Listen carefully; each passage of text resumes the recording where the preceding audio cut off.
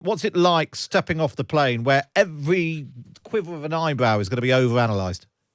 Well, it is extraordinary, and it's a trip like any other. I think you can get used to when you're foreign secretary the almost the hamster wheel of constant travel and diplomatic engagements. But a trip to China is peculiar in a lot of ways. I think you're very aware when you go of not just the gravity, first of all, of the subject matter that you're talking about. So the defense and security issues in the South China Sea, media freedoms, Hong Kong, obviously human rights, Uyghur. I mean, it is a pretty packed and obviously incredibly serious agenda.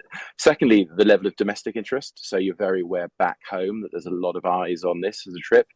A lot that you can do as foreign secretary, I think, has probably a lot less domestic political resonance. But as you'll have seen, and your listeners will have heard this week, there's clearly a lot of domestic politics around engagement with China.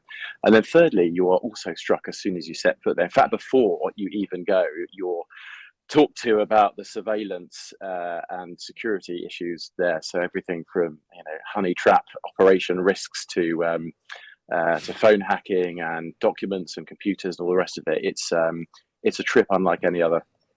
And then you talk about the domestic politics. Jeremy Hunt caused a domestic incident of his own in his own house when he was there.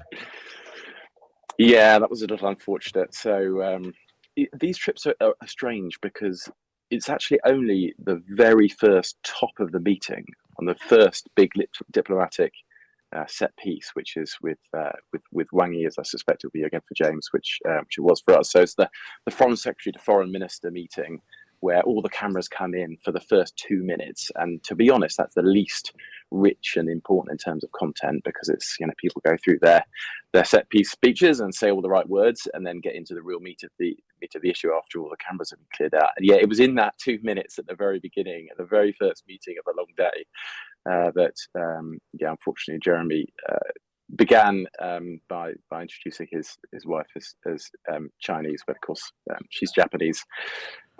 Cue much amusement all around the table, and then lots of interest back home, which was obviously unfortunate at the time. Yes, diplomatic slips go. Getting your wife's nationality the wrong way round is probably for the best. And it's in terms of when you're there, are you sort of being constantly watched?